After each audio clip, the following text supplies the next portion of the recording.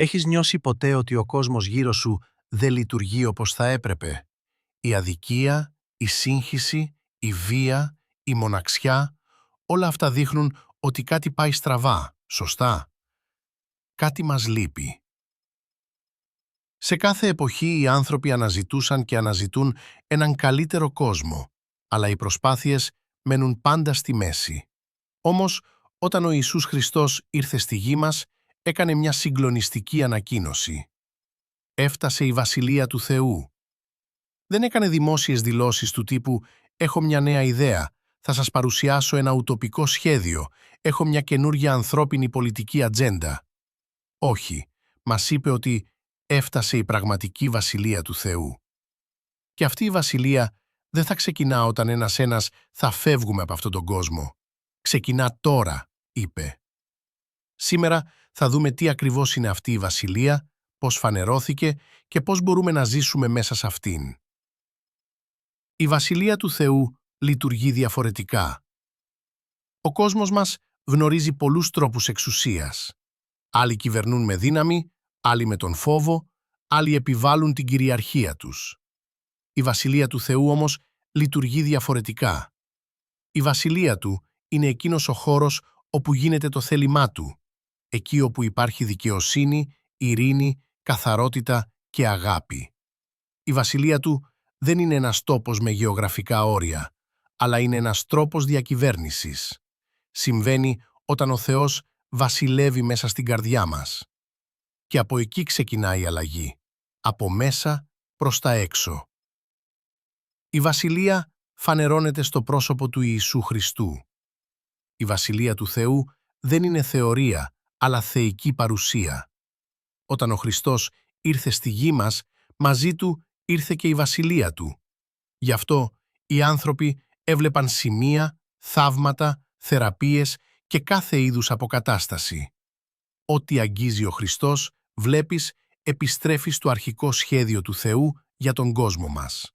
Θεραπεύεται, γίνεται καλά, παίρνει ξανά ζωή.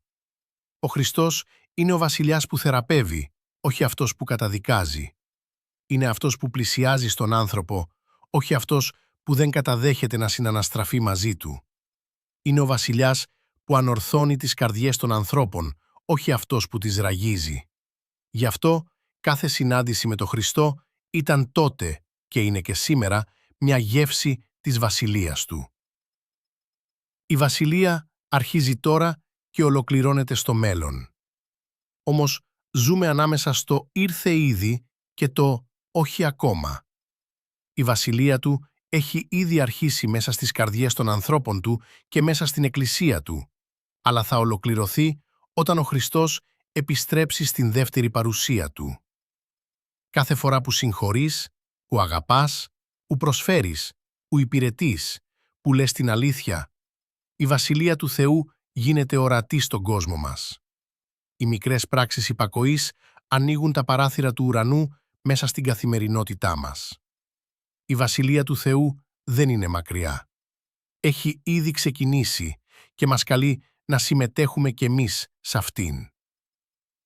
Στο κατά Μάρκον Ευαγγέλιο, κεφάλαιο 1, χωρίο 15, λέει «Έφτασε η Βασιλεία του Θεού, μετανοείτε και πιστεύετε στο χαρμόσυνο αυτό μήνυμα». Εδώ ο Χριστός δεν μίλησε για κάτι μελλοντικό, αλλά για κάτι που έχει ήδη φτάσει.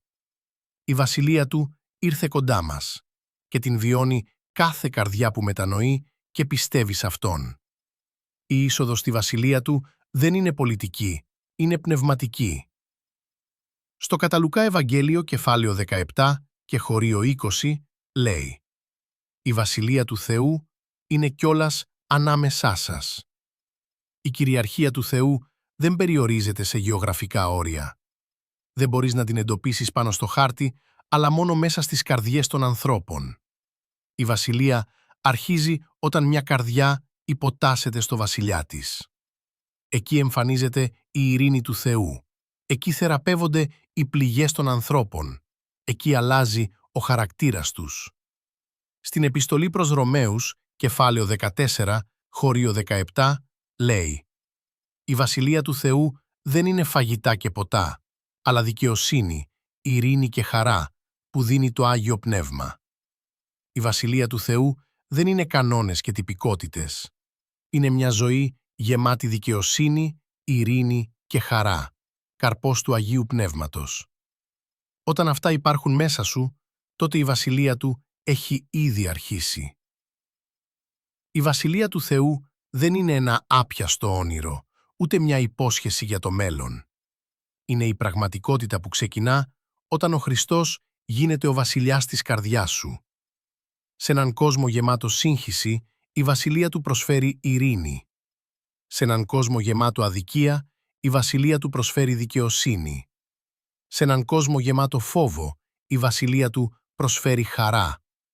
Η Βασιλεία έχει ξεκινήσει ήδη και η πρόσκληση είναι ανοιχτή. Έλα, μπες κι εσύ σήμερα στη Βασιλεία του Θεού, εκεί όπου βασιλεύει ο Χριστός και η ζωή ανθίζει.